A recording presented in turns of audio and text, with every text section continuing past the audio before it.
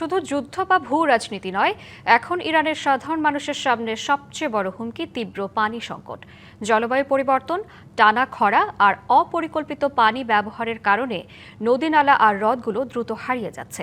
এমনকি মধ্যপ্রাচ্যের বৃহত্তম লবণাক্ত পানির হ্রদ লেক উর্মিয়া বিলুপ্তির পথে। এই সংকটকে আরও উস্কে দিয়েছে যুদ্ধ পরিস্থিতি। মধ্যপ্রাচ্যের এক সময়ের বৃহত্তম লবণাক্ত পানির হ্রদ ইরানের লেক উর্মিয়া ৯০-এর দশকেও ছিল প্রায় ৬,০০০ বর্গ কিলোমিটার এলাকা জুড়ে বিস্তৃত। তবে এখন তা কমতে কমতে নেমেছে ১০%-এর নিচে।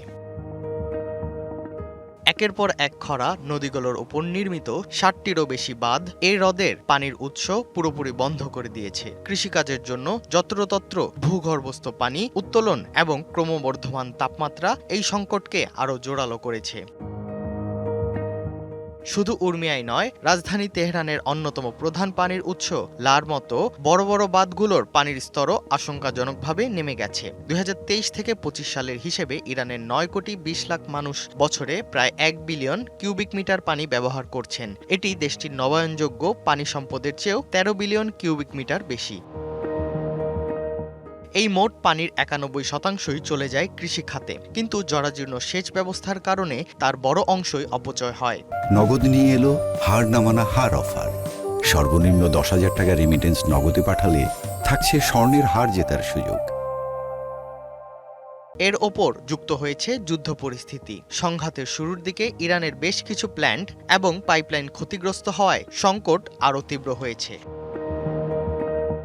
এক সময়ের প্রমত্তা জায়ান-দেহমুদ নদী সম্পূর্ণ মৃত। ইস্পাহানের ঐতিহাসিক সিওসে পোল সেতুর নিচ দিয়ে এখন আর পানি বয় না, শুধু এখন ধুধু মরুভূমি।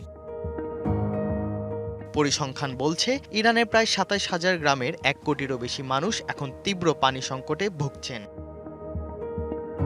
পরিবেশবিদদের মতে, দ্রুত টেকসই পানি ব্যবস্থাপনা এবং কার্যকর পদক্ষেপ না নিলে ইরান জুড়ে এই জলবায়ু বিপর্যয় ও গণ উদ্বাস্তু সংকট আগামী দিনে আরও ভয়াবহ রূপ নেবে।